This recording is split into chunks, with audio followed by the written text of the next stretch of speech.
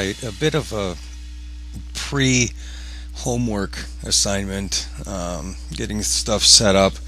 This week we're going over green screen, and I haven't received any homework for it yet, just doing some studying on the theory and history and things like that. But I do all of my work digitally with CG characters and everything like that, so I have really no need so far of using green screen because Carrara renders out, has the ability to render out with an alpha channel, so I can just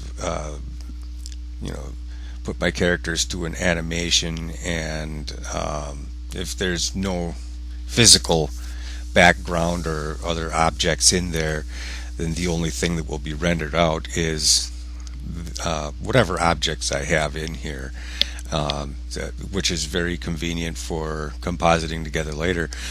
But for this week, we're actually looking at green screen. So I searched the web and I found some pictures of green screens studios, and this actually used to be a picture of a whole studio, but I just cropped out a part of the screen itself, and I specifically picked this one because of the imperfections in it, the wrinkles and things like that, to see if I could introduce some difficulties in the process. And then I created a couple of vertex objects here and applied the green screen texture to them, and don't need to light it, which again is a bit of a cheat on my end. I don't have to actually physically light, whereas somebody in the real world working with film, that's a big part of the problem, is having to light their green screen separately from their character, and so perhaps I'll do that as well.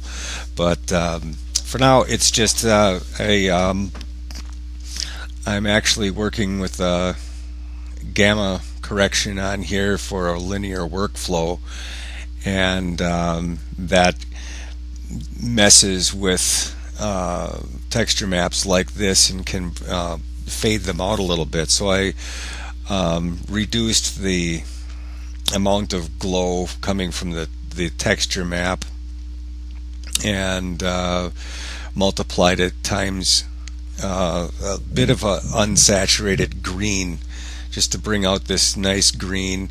And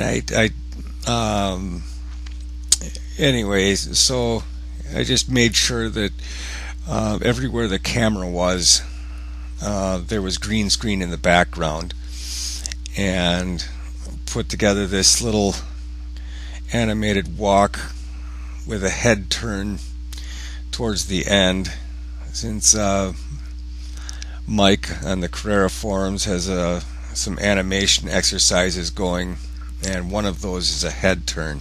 So if we look actually through the camera that I'm using here, actually I can do better. I can just show you what I rendered out here.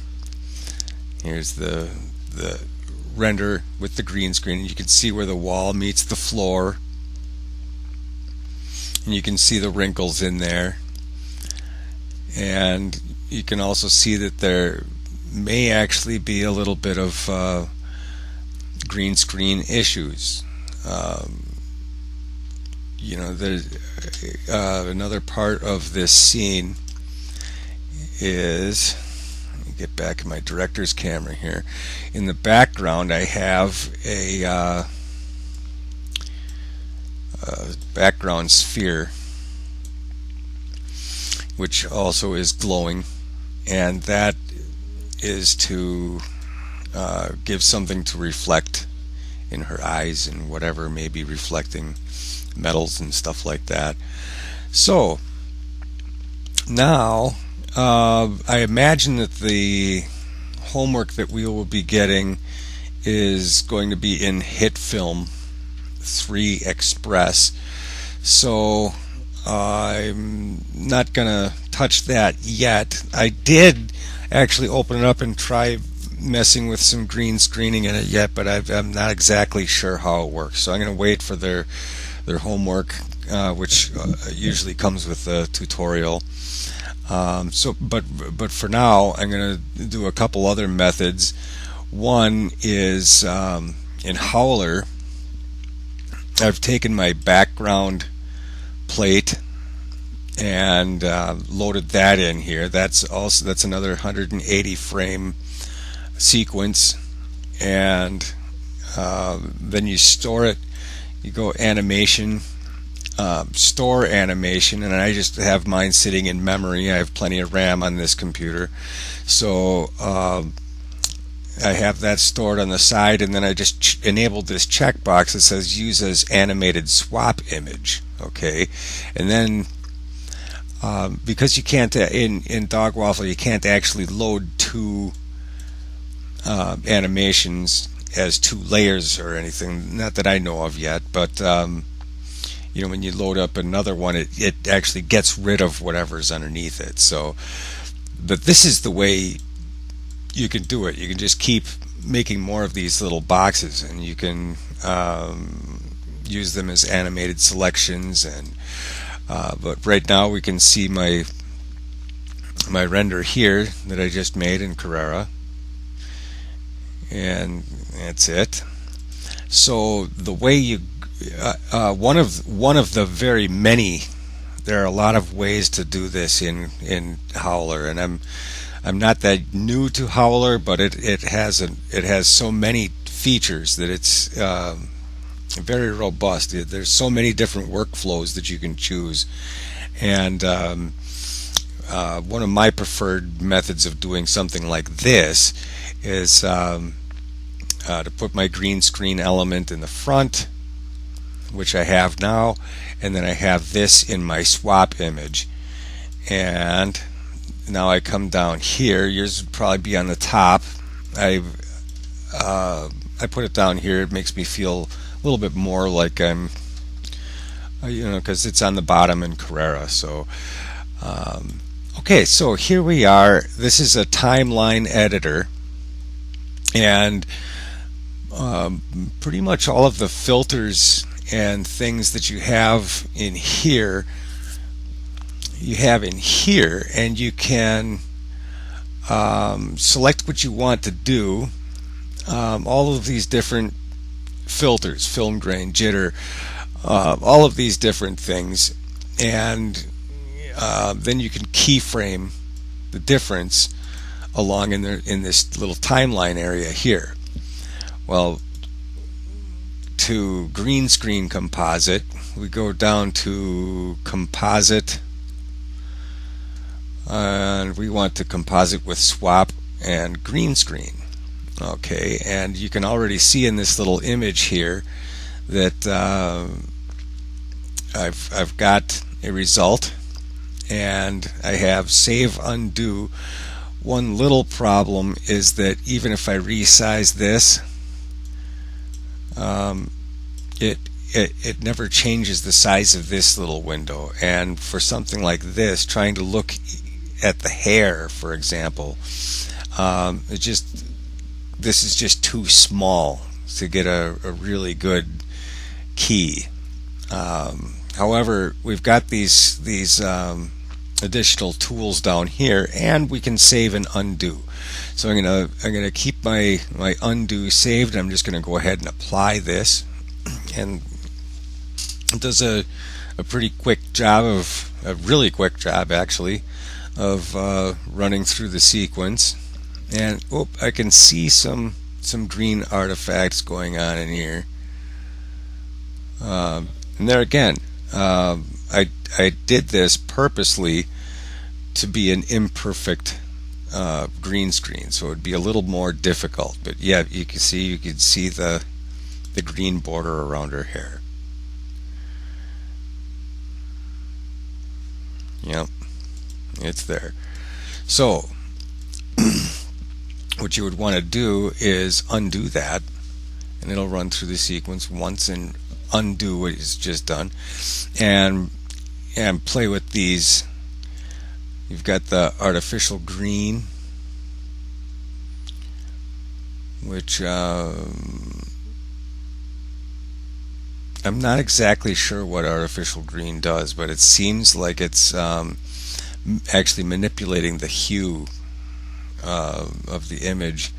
And then you've got your high clip, and if you go too much, it'll take away everything. See?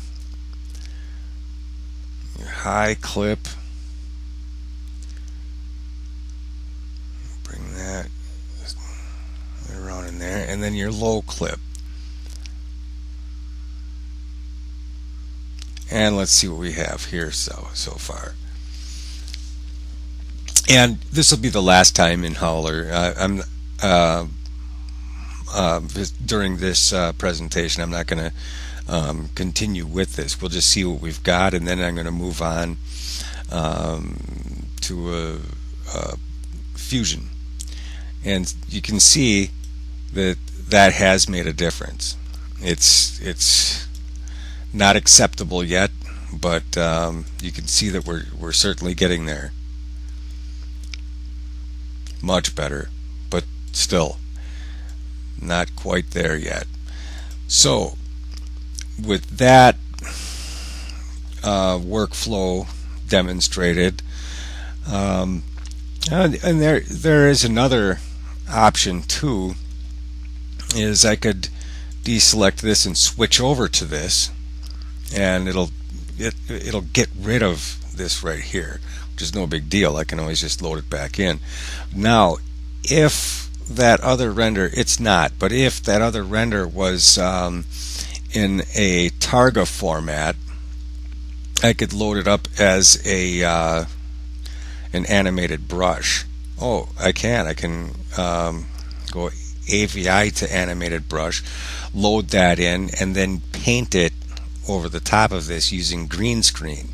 Okay, so, and that's just one of the other ways you can do it. Howler is really pretty neat how far you can go with it. Another software that I think is really pretty neat is Fusion. I'm brand new to Fusion, so well, let's just dig in with what I do know so far. Okay, I've got those two files loaded in the bins.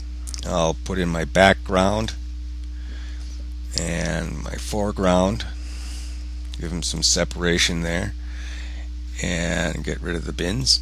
And I can't remember if it's your background that plug. I'm pretty sure you plug your foreground into your background, and it gives you a merge.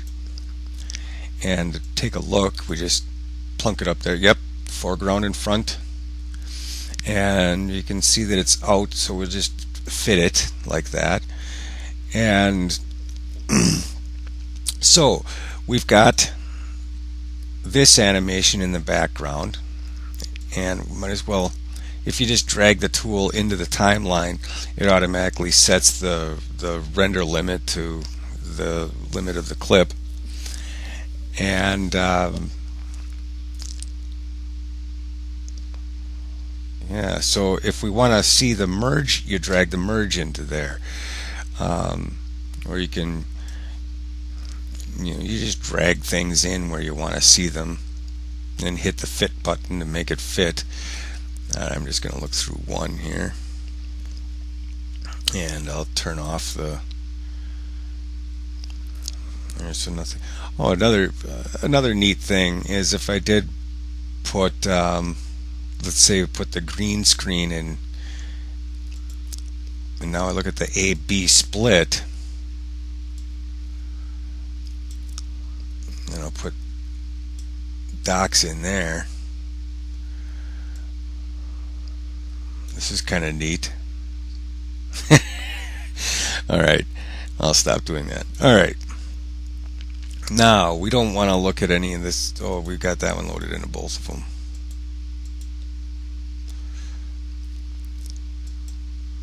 I want this one. I want the merge. Turn this one off. Oh, I get it. Okay, now to get rid of the green, the one way that I know of so far, and I know that there's more ways, but I'm gonna get into my tools here and start typing And there it is, prime it. And since I had that selected, it automatically attached it for me. And now with prime it selected, I just choose my, I just take my wand and select in the middle there. I think you can actually even like drag a circle around like that. Now you can see artifacting going on in here, and I like this workspace because I can actually zoom right in. Oops. I can zoom right in and see what I'm doing. And this is really crazy. I was getting myself all ready to start adjusting and trying to get rid of this difficult situation that I've created for myself with my green screen. And I tried this auto compute, and look at that. It's just fixed. I mean, it is fixed. Oh, gotta auto compute it again. I'm just gonna hit the fit button again. There we go.